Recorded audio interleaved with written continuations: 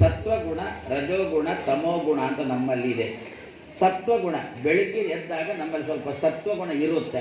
ಸ್ವಲ್ಪ ಒಳ್ಳೇದು ಮಾಡೋಣ, ದೇವರ ಪೂಜೆ, ರಂಗೋಲಿ ಹಾಕುವುದು, ತುಳಸಿಗೆ ನೀರು ಹಾಕುವುದು, ಇದೆಲ್ಲ ಬೆಳಗ್ಗಿನ ತನಕ ನಡೀತಾ ಇದ್ರೆ ಮಧ್ಯಾಹ್ನದ ನಂತರ ರಜೋಗುಣ ಶುರುವಾಗುತ್ತೆ ಅಂತೆ. ಊಟ ಆಯ್ತಾ, ಎಲ್ಲಿಯೋ ಜಾಗ ಉಂಟು, ಮಲಗಿ ಆಯಿತು, ಮಲಗುವುದು ಎನ್ನುವುದು ರಜೋಗುಣದ ಕೆಲಸ.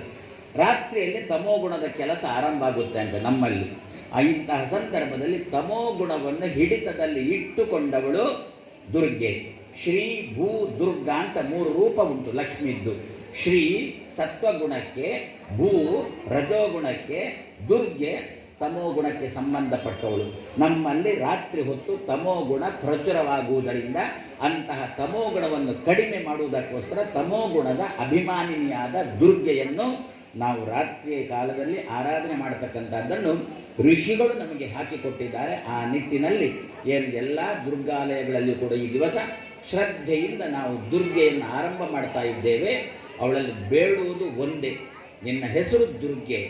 ಏನು ದುರ್ಗೆ ಅಂದರೆ ಎನ್ನಲ್ಲಿದ್ದಂತಹ, ಎನ್ನ ದೇಹಕ್ಕೆ ಬಂದಿರತಕ್ಕಂತಹ ಅಲ್ಲ, ಎನ್ನ ದೇಶಕ್ಕೆ ಬಂದಿರತಕ್ಕಂತಹ ದುಃಖವನ್ನು ದೂರ ಮಾಡು, ತನ್ಮೂಲಕ ನೀನು ದುರ್ಗೆಯಾಗಿ ಈ ದೇಶದಲ್ಲಿ ಸಮಾಜದಲ್ಲಿ ಮೆರಿಬೇಕು ಎನ್ನುವುದೇ ನಾವೆಲ್ಲರೂ ಪ್ರತಿ ದಿವಸ ಮಾಡಬೇಕಾಗಿರತಕ್ಕಂಥ ಪ್ರಾರ್ಥನೆ. ಆದ್ದರಿಂದ ಬರೇ 9 ರಾತ್ರಿ ನವರಾತ್ರಿ ಮಾತ್ರ ಅಲ್ಲ, ನಮಗೆ ಜೀವನ ಪೂರ್ತಿ ಇಂತಹ ರಾತ್ರಿಗಳಿರಲಿ, ದುರ್ಗೆಯನ್ನು ಪ್ರತಿ ನಾವು ಪ್ರಾರ್ಥನೆ ಮಾಡೋಣ. ಆ ನಿಟ್ಟಿನಲ್ಲಿ ನಮ್ಮ ಪುತ್ತೂರಿನ ಈ ದೇವಳದಲ್ಲಿ ಭಗವತಿ ದುರ್ಗಾ ಯಕ್ಷಗಾನ,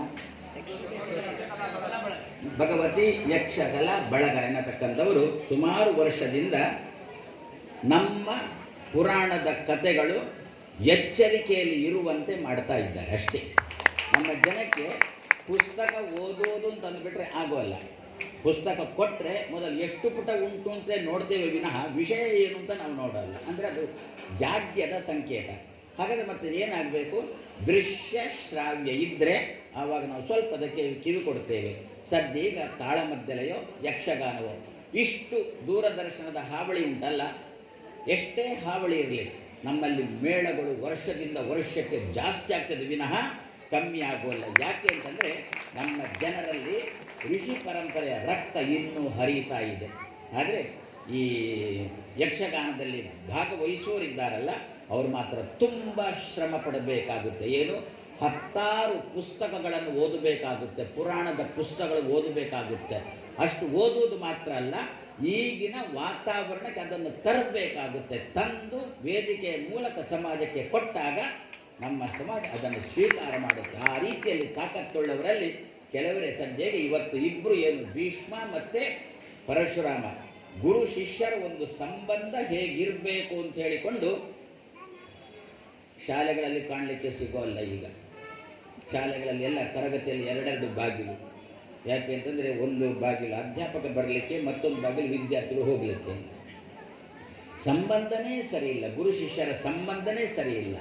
ಹೇಗೆ ಸಂಬಂಧ ಇರಬೇಕು, ಜಗಳ ಆದರೂ ಕೂಡ ಅದು ಪ್ರೀತಿಯ ಜಗಳ ಎನ್ನುವುದನ್ನು ತೋರಿಸಿಕೊಟ್ಟವರೇ ಪರಶುರಾಮ ಮತ್ತು ಭೀಷ್ಮಾಚಾರ್ಯರು. ಇಂತಹ ಪರಶುರಾಮ ಭೀಷ್ಮರನ್ನು ಪ್ರತಿ ದಿವಸ ನಮ್ಮ ಅಧ್ಯಾಪಕರು ಮತ್ತು ವಿದ್ಯಾರ್ಥಿಗಳು ಚಿಂತನೆ ಮಾಡಿದರು ಅಂತಂದರೆ ಅಧ್ಯಾಪಕ ಮತ್ತು ವಿದ್ಯಾರ್ಥಿಗಳ ಸಂಬಂಧ ಹಳಸುವುದಿಲ್ಲ, ಇನ್ನಷ್ಟು ಚೆನ್ನಾಗಿ ಆಗುತ್ತೆ. ಆ ರೀತಿಯಲ್ಲಿ ಅವರ ಏನು, ಒಬ್ಬರು ನಮ್ಮ ರಂಗದ್ವೇಷರು, ಇನ್ನೊಬ್ಬರು ಸುಣ್ಣಂಬಳ್ಳ, ಇವರಲ್ಲಿ ಪ್ರಾಚೀನ ತಲೆಗಳು ಉರುಳಿದ್ರೆ ಮುಂದೇನಪ್ಪ ಜನತಕ್ಕಂಥ ಪ್ರಸಂಗ ಬಾರದಂತೆ ಮುಂದಿನ ಪೀಳಿಗೆ ಚೆನ್ನಾಗಿ ಅಧ್ಯಯನ ಮಾಡತಕ್ಕಂಥ ವಾತಾವರಣವನ್ನು ನಮ್ಮ ಶ್ರೋತೃವರ್ಗ ಕೊಡಬೇಕು ಅಂತ ಈ ಸಂದರ್ಭದಲ್ಲಿ ಆಶಿಸಿ ಈ ಸಂಸ್ಥೆಗೆ ದೇವರ ಶ್ರೇಯಸ್ಸನ್ನು ಪ್ರಾರ್ಥನೆ ಮಾಡಿ ಇಂತಹ ಕಾರ್ಯಕ್ರಮಗಳು ತುಂಬ ನಡೆಯಲಿ, ಪುರಾಣದ ವಿಷಯ ನಮ್ಮ ಜನಕ್ಕೆ ಚೆನ್ನಾಗಿ ಬರುವಂತೆ ಆಗಲಿ ಅಂತ ಆಶಿಸಿ 2 ಮಾತನ್ನು ಕೃಷ್ಣಾರ್ಪಣಂ ಅಸ್ತು.